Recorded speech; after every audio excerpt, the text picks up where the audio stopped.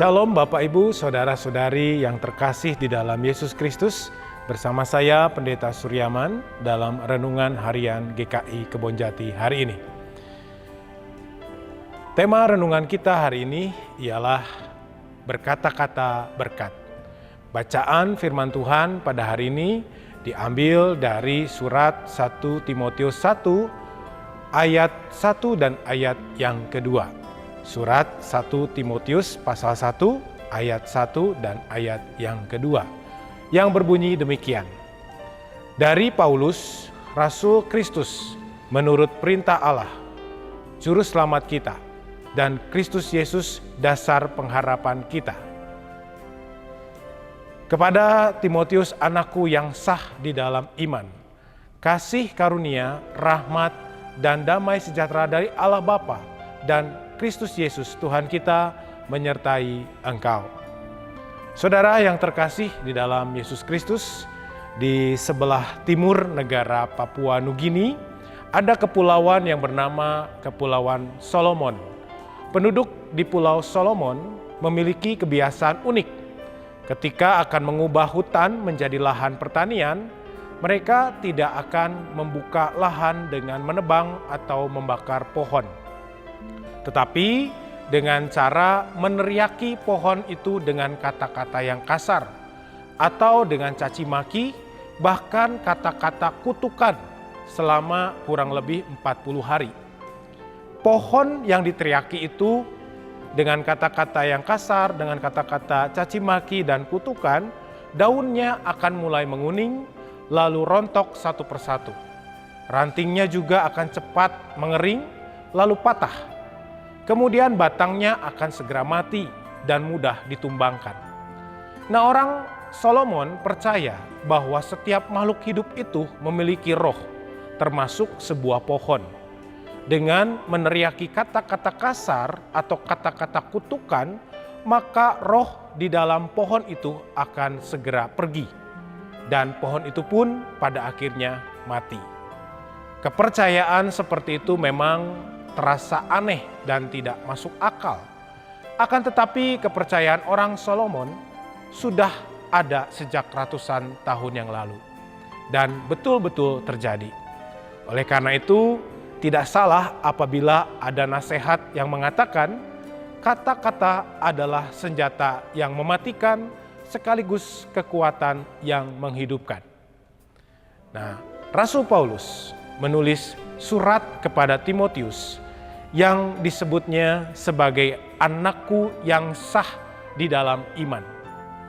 Kepada Timotius anakku yang sah di dalam iman, kasih karunia, rahmat, dan damai sejahtera dari Allah Bapa dan Kristus Yesus Tuhan kita menyertai kamu.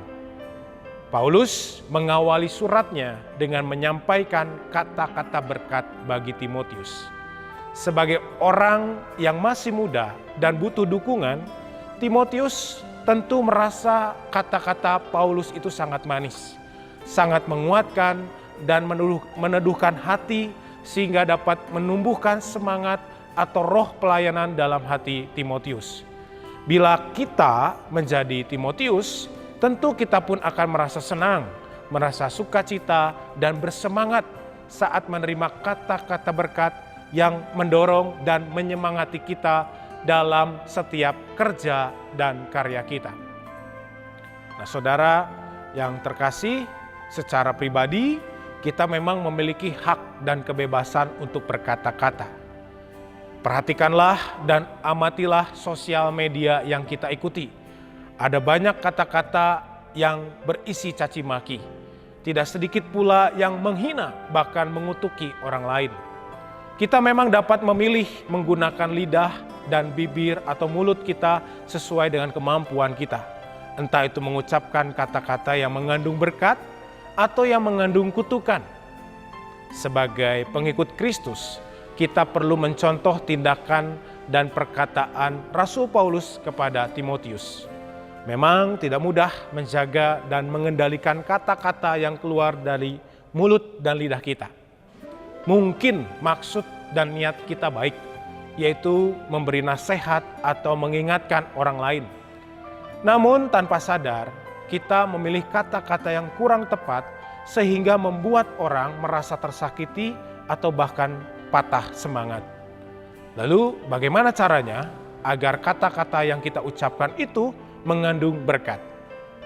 Rasul Paulus dalam surat Filipi pasal 4 ayat yang ke-8, di situ dikatakan, jadi akhirnya saudara-saudara, semua yang benar, semua yang mulia, semua yang adil, semua yang suci, semua yang manis, semua yang sedap didengar, semua yang disebut kebajikan dan patut dipuji, pikirkanlah semuanya itu.